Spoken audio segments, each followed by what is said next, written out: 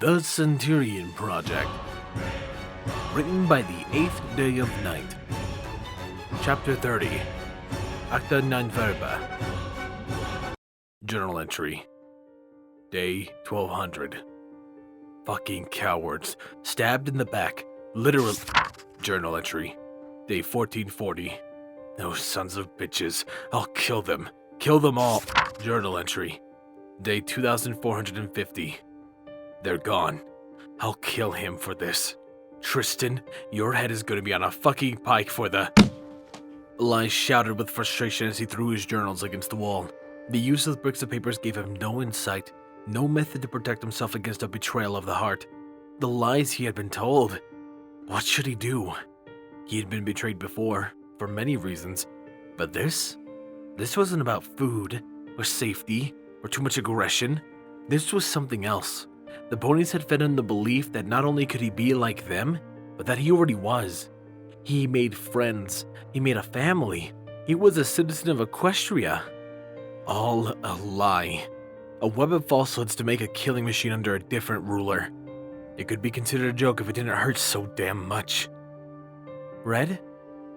That voice, one of three that could destroy him with a breath. That damned pony. Elias didn't dare look towards the doorway where Night Flash was standing, likely looking in devastated room with concern. He just stared at the wall, his face twisted with 100 different emotions as they ran through his devastated mind. He didn't want to confront this so soon. He wasn't ready. He'd never be ready. He couldn't do this. But he had to as Night Flash cautiously walked forward. Though his steps were soft on the carpet, Elias felt each one as the pony moved closer. It took him 3 steps for Elias to work up the courage to spin around, using his anger like a hammer to batter his emotions into place. He almost broke down anyway when he saw Night Flash's eyes, so bright and happy, but so filled with concern. Elias raised a fist in the anger to drive away the pony any way he could, but as the Pegasus watched him completely opening and trustingly, he couldn't do it. The princesses were at fault, probably Nightshade and Chaser as well, but not Flash. He couldn't admit that to himself. Elias fell to his knees and covered his face with his hands as he sobbed. He couldn't do this. It was so much worse than before. Every old wound, ripped open along with a host of new ones. It was the death of his soul by 1,000 cuts, and Elias felt every second of it. The agony was overwhelming, and Elias couldn't find a single part of his mind that could process the pain. Night Flash could only watch with a pained heart as his friend, his son, dropped to his knees and cried. Even in the seconds that Night Flash had seen Red's face, he could tell that something bad had happened, something that broke Red's already fragile heart. The man put on a brave face, one that even bookbinders sometimes had difficulty seeing through, but Night Flash always saw the pain. Today had been a low, and Night Flash imagined that if he had bookbinder hadn't come around, the human would have been in a bad place. Apparently even that wasn't enough, because pain had found him anyway, and Night Flash had to step in to fix his poor little human. It took seconds to wrap his hooves and wings around the sobbing human, pulling him close as the man cried into his chest fur. Night Flash didn't say anything, didn't even try to coddle Elias like Bookbinder usually did. Instead, he just waited, petting Red's back softly with a hoof while he held him in place, sheltering the shattered man from the world that always seemed to hurt him. It didn't take long for him to work up the anger to attempt to drive Night Flash away, and Red pushed hard to try to make Night Flash let go. Go away, Night Flash, Red cried, doing his best to sound angry, but sounding sad instead. The game is over. I know that it's all a lie. You don't need to pretend anymore. Red managed to pull away just enough for Night Flash to smack him upside the head, then the Pegasus roughly hugged him down once more. I don't know what has happened, Red, but nothing about our relationship is pretend, Night Flash snarled. Don't you dare let Bookbinder catch you saying something like that. And in fact, I don't want to hear that sort of talk either. Am I understood? Night Flash had to suppress a giggle as Red snorted into his ticklish fluff, so he let the human get a bit of breathing room. He looked ashamed, but better. The tears were beginning to dry as he stared at the floor, so Night Flash flipped over, sliding under Red's eyes as he smiled brightly, sticking his tongue out at the human. It brought out the tiniest smile that Flash had ever seen, but it was enough. Red sighed and scooped Night Flash up, hugging him tightly. I'm sorry, Flash. I just... I'm sorry. Night Flash rubbed his cheek against Red's neck. It's fine, Red. I don't need to know what happened to get you like this. Not yet, at least. Red sighed and shook his head. No. That could have gone badly if you were any less of a great pony. And you deserve an explanation. Night Flash nuzzled the man's cheek. Tomorrow, Red. It's going to hurt you too much to stew on it now. He sighed and looked up at Elias's mismatched eyes. I know you said you didn't want to, but could you please come to our little party? It's just family, and I don't want to leave you here alone. Please? For a moment, Night Flash thought that Red might still say no, but then a sad glint passed over the human's eyes, and the man nodded. Okay, Flash, just... Can you stay close? I need someone by my side right now. Night Flash nodded once and rolled over, rubbing against Red's hip as the man got to his feet. The man looked around the torn-apart room and sighed. That wouldn't do. He needed to keep Red distracted, at least until he got Bookbinder to start helping out. Together, they could help the human through whatever was plaguing him. Night Flash used his wing to scoot Red towards the open door. When the human tried to protest, Night Flash pushed him harder. It took him a bit of effort, but Night Flash not only got Red in the hallway, but he managed to close a broken door behind him as well.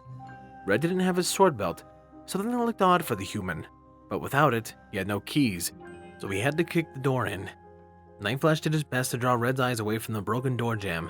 When the physical effort wasn't enough to distract the human, Night Flash turned to one of the few subject matters he had absolute expertise on, the Wonderbolts. Every step was agony for Elias as they moved through the Canterlot streets. A minuscule part of his mind had taken solace in Night Flash's stern comforting, but doubt reigned supreme, and Elias couldn't help but to feel every single stare at his bad eye. Whispers that should have meant nothing to him cut like daggers, and he couldn't drive them away. His normal defenses had been torn apart, and he felt exposed, especially without a single means to defend himself. Without his sword belt, Elias felt completely vulnerable. For the first time in years, he felt helpless, dependent on somebody else. Somebody who happened to be a blue fluffy Pegasus who was all smiles as he chatted away happily. Elias could tell that the loud happy energy was only for his sake, so he did his best to listen and stay involved with Night Flash. But the happy words could only do so much. Elias kept falling into the awkward silences as they walked. Luckily for them, the townhouse wasn't too far from the castle. It only took him a few minutes to walk there. As Night Flash approached the door, Elias instantly realized that he would barely fit. It was clearly built with normal ponies in mind, and the doorway was shorter than the Alicorn-designed castle doorways. Elias slouched to avoid smacking his head on the frame. Then, he was forced to squeeze past Night Flash as the Pegasus pushed the door closed. The entryway could probably fit 2 or 3 slimmer ponies in it comfortably, but with his relatively wide shoulders, Elias made it a tight fit. He didn't complain, however. It kept Night Flash good and close, and right now, Elias needed the physical contact he was coming to rely heavily on. Bindy! We're here! Night Flash called out as the door slipped shut with a click. We're in the kitchen! Bookbinder called in return. Give me a second. I'll be right out. Elias heard a series of hushed whispers, and his paranoia flared high. His one eye twitched nervously, and his body grew instantly tense. Flash noticed and rubbed against his side, making no attempt to push past. Don't worry, Red, he said quietly. I've got your back, no matter what. Elias nodded numbly and took comfort in scratching Night Flash's ears. The pony smiled and pressed closer. Bookbinder's head poked around the corner to the kitchen, and her already bright smile widened when she spotted Elias. She quickly sped into the entryway, wrapping Elias in a firm hug as she squealed with joy. Elias couldn't help but to flinch with the sudden contact, as his mind tried to make sense of the information it was taking in comparison to the revelations in the throne room. Bookbinder noticed immediately, and she looked at him with concerned eyes. Elias? What's wrong, baby? She asked quietly. Do you not want to be here? I won't hold it against you if you need to leave. Elias felt a flash of panic, and his arms quickly wrapped around the pony and dragged her closer. No.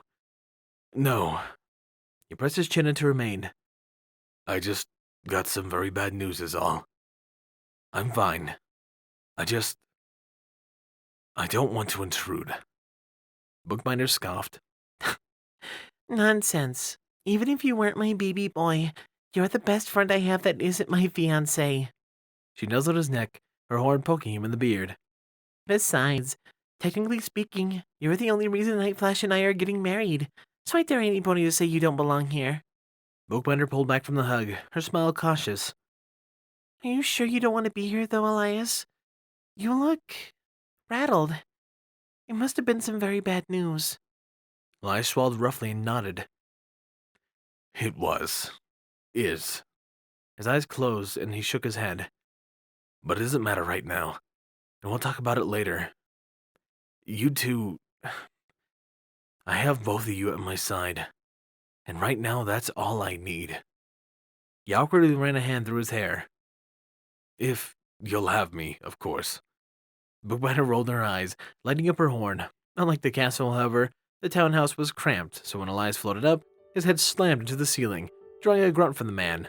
Bookbinder gasped and her magic cut out, dropping Elias right on top of Night Flash. The two quickly became a tangled mess, with each trying to stand to get out of the other's way. They accidentally headbutted each other, and as they grunted and clutched their aching foreheads, they made eye contact. They grinned at each other, then laughed. Bookbinder flushed red as they both playfully mocked her. That's all yours, Flash, Elias said with a grin as he unwrapped his leg from one of Night Flash's wings. You're going to have to watch the kids in case she starts trying to juggle them. Night Flash stuck his tongue out at Elias as he got the other wing free to got his feet. You're one of those kids she's trying to juggle, Elias. Maybe you should try not to worry her so much. No promises, Elias snorted in reply.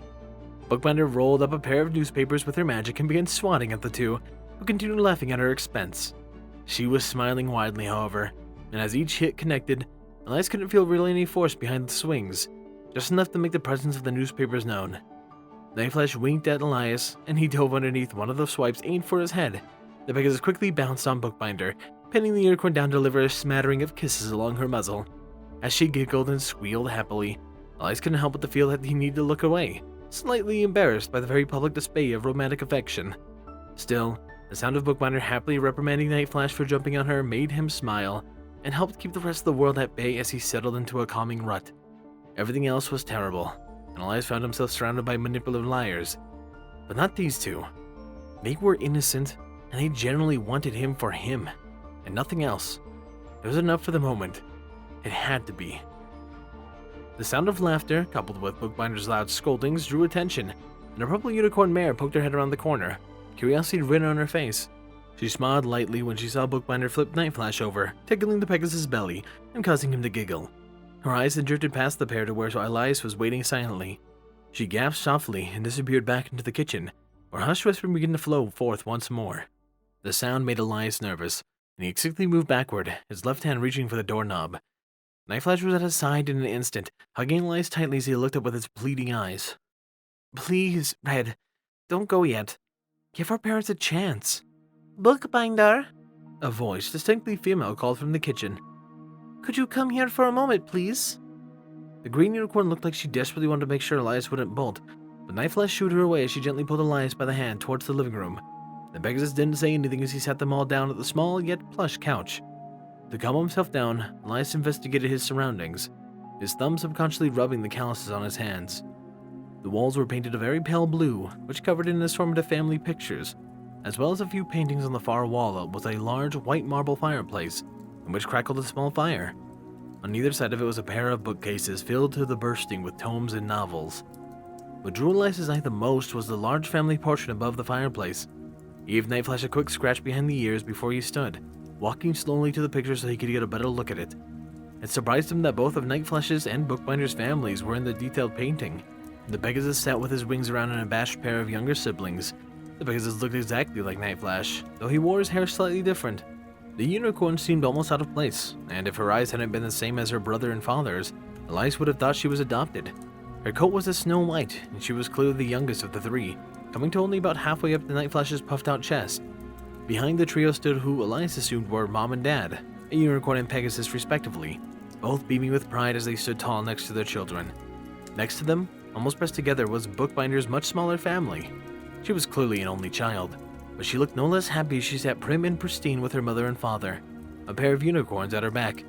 They seemed ecstatic as she was, likely even more so when the painting was made. It probably functioned to cement the future of the two families. Like it? Night Flash asked, standing at Elias as he stared up at the painting. It's very detailed, Elias replied with a nod, crossing his arms over his chest. He leaned closer, squinting as he looked at the level of detail the painter had accomplished. He had to say, he was impressed. It was almost like a photograph. You get the fur right and everything. I can't imagine how much this cost. Night Flash snorted and waved a huff. It was worth it. Mrs. Breeze and Mr. Shard took care of most of the cost. It was just surprised that I could get Shooting Star to sit still. That pony has a lot of energy. Elias pointed at the slightly smaller Pegasus wrapped in Night Flash's wings. I'm assuming that's him? Night Flash smiled brightly at Elias. Yep, that's my little bro. I've taught him everything he knows about flying. And about fighting, a second Night Flash said. Elias turned in time to see Night Flash's nearly identical brother crash into him, sending the older Pegasus sprawling. It quickly turned into a scuffle as Elias watched Night Flash hold back, doing his best to only pin his younger brother, rather than strike him. It took a few minutes of flopping, mock growling, and more than one Pegasus hitting the chairs and couches scattered about the room. But Night Flash eventually pinned his younger brother with a grin, flicking on a feather to begin tickling the pony's belly. Shooting Star gasped and tried to squirm away. Come on, Flash, he begged as the feather slowly lowered. I don't want to look like a wimp in front of your cool guard friend. Night Flash glanced at Elias, the feather dangling from his teeth. In his moment of distraction, Shooting Star wiggled free by slapping Night Flash in the face with his wings. As Night Flash reared away from the sudden attack, the Pegasus rolled onto his feet and stuck out his tongue. Ha! Now I can reveal all your dorky secrets! Shooting Star exclaimed. Night Flash growled and pounced, attempting to grab the Pegasus again. Shooting Star shot out of the way, however. Bouncing onto the couch, she smiled widely at Elias. He has a whole Wonderbolt card collection, you know. Shooting Star said as his eyes darted between Elias and his brother. Night Flash pounced again, this time only a hair away from grabbing Star as Pegasus flanked across the room, landing in an armchair. Autograph too! Shooting Star wiggled his butt and flapped out of the way of Night Flash, landing back on the floor. He's very proud, and he shows every pony who he comes by. Shooting Star made a leap away again, but his hooves were quickly glued to the carpet by a familiar green aura. He let out a yelp of panic as Night Flash bowled over him again, feathers still in teeth.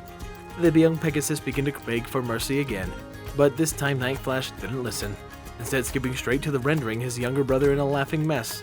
Elias glanced over the bookbinder, who was smiling warmly. Elias couldn't help but to take comfort in that smile. So kind and caring, especially for some pony who didn't deserve it. Whatever tension he had managed to release by watching the brothers squabble immediately reoccupied his body, as his eye drifted to the floor in the nasty thought. Bookbinder let out a gentle sigh as she walked around the two wrestling balls of fluff on the floor, gently grabbing Elias' hands with her magic. Come on, Elias. I know that look, and I know just the pony you need to meet to make it go away.